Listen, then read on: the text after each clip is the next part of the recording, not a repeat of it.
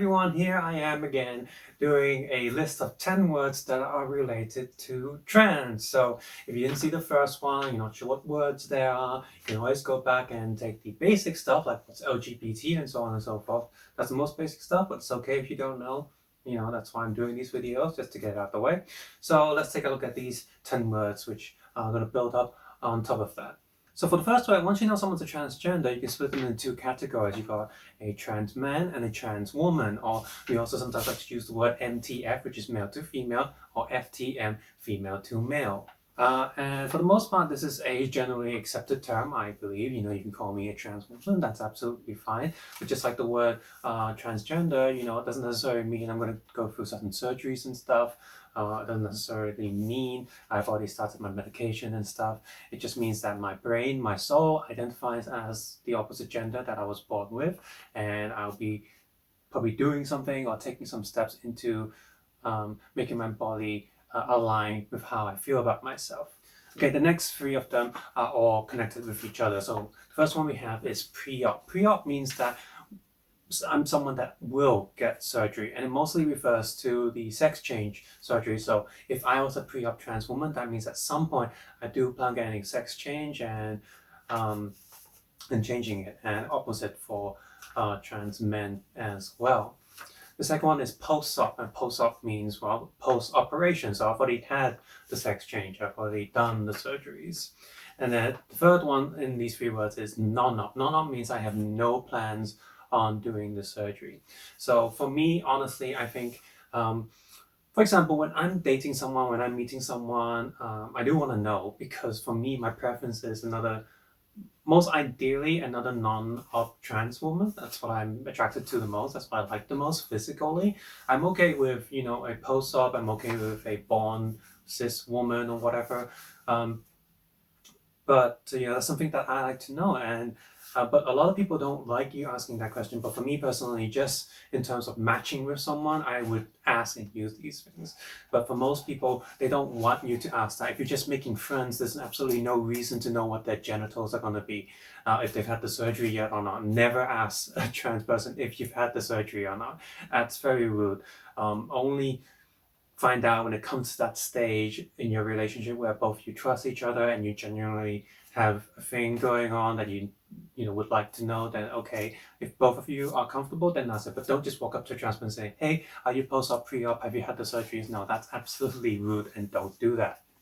Next up, we have non-binary as well as gender fluid. Now, non-binary is someone who doesn't identify as male or female. They're somewhere in the middle. Binary means 0 or 1, black or white. But no, there's like, I'm in the gray area. I don't really feel like I'm a boy or a girl, and that's absolutely fine. And gender fluid is like different to that, because gender fluid means that they identify as both. It depends on the day. Like some days they feel like a woman, some days they feel like a guy. And then for me, I'm like, okay, I guess that's fine. Technically you're not. When someone is like that, remember, they're not hurting anyone. They're just doing this for themselves or to themselves. They could be still searching or finding out which gender they are. They're not quite sure yet, and that's absolutely okay too. But gender fluid, they might seem like a non-binary person, but no, they do identify as a particular gender depending on what time it is. So a bit different. Next one is trans-feminine and trans-masculine. Trans-feminine is someone who was born as a male but identifies more feminine traits, and trans-masculine is someone who's born as a female but identifies more with masculine traits. So the easiest way to compare it to is someone maybe a tomboy. Now, tomboy doesn't necessarily mean they're very masculine stuff. They're just a bit more, I guess the word would be butch. Like they're just not the most feminine, cutest women out there, but a bit cooler or whatever. So, but for people like that, they, I guess for trans feminine people, you might call these guys camp. Like they're not gay or anything. It's nothing to do with their sexuality, but they might be like, hey guys, a bit more, I don't know, maybe they might dress more feminine. There's a lot of, I guess, fashion models or guys you see in like manga and anime where they're drawn a bit more femme, or maybe they'll do makeup or something like that. So they're not necessarily thinking about transitioning or becoming a woman or vice versa, becoming a man, but they just feel way more comfortable if they, say, wear just more androgynous clothes, like middle sex clothes, or they act a bit more boyish or girlish. Okay, number 7, this word is called pronouns. So pronouns is he, she, they, it, things that describe a person or a thing. And this is also kind of important, like, just for me, out of politeness, I think it's always good to, if someone says, hey, I identify as a woman, can you call me a she or refer to me as her? It's always polite to do so. If you don't walk up to me and say, I'm a he, or he's Stephanie, like that would be weird. I don't like it. I mean, look at me, like just don't. And for now, there's been a lot of debates online with just silly people saying like, oh, you identify that pronoun doesn't mean I'm going to use it. Like, why not? Why is it so hard for you to call someone whatever? Because here's the thing, all of us are in a way assigned a pronoun when we are born. When a boy is born, we call it he.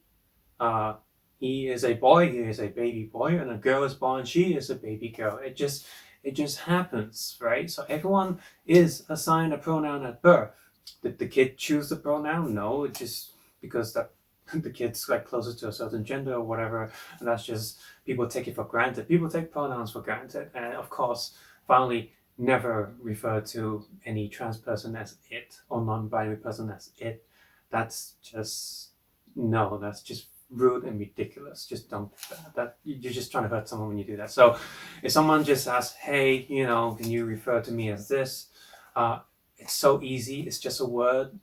Just be polite and say, okay, I will do that.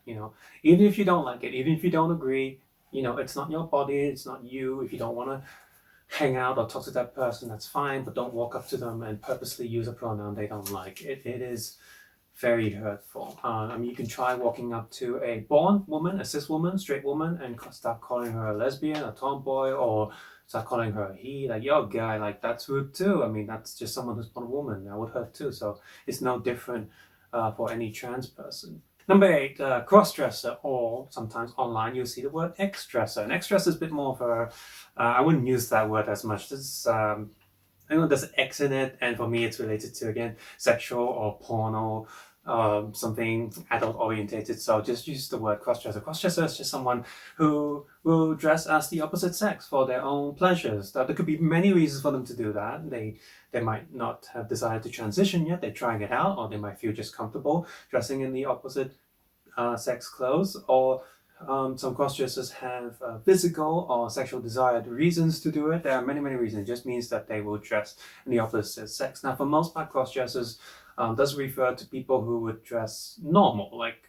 dress like opposite sex, but just a very casual or usual clothes, and they kind of want to look like the opposite gender in the street, trying to look like an actual woman, for example, look like an actual guy. So that would be a crossdresser. The next one is transvestite. Now, transvestite has had a lot of negative connotations. Again, it has been used in a lot of adult sites and porno video titles and stuff. But a transvestite is like a crossdresser, but for the most part, transvestite would dress a little bit more over the top, a little bit more sexualized. Maybe they would dress like that in private encounters, something like leather or boots or heavy makeup and stuff. So transvestite is a bit more extreme. Like they're definitely more so doing it for fun or sexual activities, whereas crossdresser is someone who's just trying to dress like an everyday person. And finally, we have the word cis. Now, I've already mentioned this word, speaking this video already, but I always also say born woman and born man, and that's what it means. A cisgender person is someone who's born and comfortable with their respectful gender. So a cis woman is someone who's born a woman, and a cis man is someone who's born a man. Now, for the most part, Now, for the most part, in a polite conversation, you would never refer to a trans woman, trans man as a trans woman, trans man. You would just say woman. Same like any other cis woman, cis man. You would just refer to them as woman and man. But occasionally, there will be a need to identify, look, this is a trans woman, this is a cis woman, just to separate them up, to explain certain things. So that's where the word cis comes from, cisgender, as it were. So this is just a useful term to just split people apart. And there are some people out there like, no, this word cis shouldn't exist because a woman's just a woman. Well, yeah, for you, maybe you take that for granted because you were born a woman, you're comfortable with it, you have none of these problems in life, whereas a trans person has these problems. That's why there's a separate word now for us to explain certain things. And you having a label as a cis woman, that's not an insult. That just means you are who you are, and that's good and great for you. So no, there's no negative connotations with the word cis in front of it. It's just sometimes useful to explain or separate certain things depending on what conversation we're having. So yeah, as always, that was 10 terms and a bit related to the trans community. And if you have any comments, any questions, feel free to write them below. And as always, I think words themselves have no negative connotations behind them. It just depends on what the intentions are of the person using certain words. And as always, I think it's very important to educate people on these words, especially with the Cantonese videos that I also do, because there really isn't a lot of Cantonese resources out there. So I'm just sort of doing my part in making these videos to hopefully bring more awareness to Hong Kong and other Cantonese speaking places. These words might seem simple to you, but for a lot of people, they never heard these words, they don't know what they are. It's always good to just, explain and educate. I think that's very important. And hopefully I didn't get any of these wrong. So that'd be really embarrassing. As always, take care, have a nice day. I'll see you guys soon. Bye.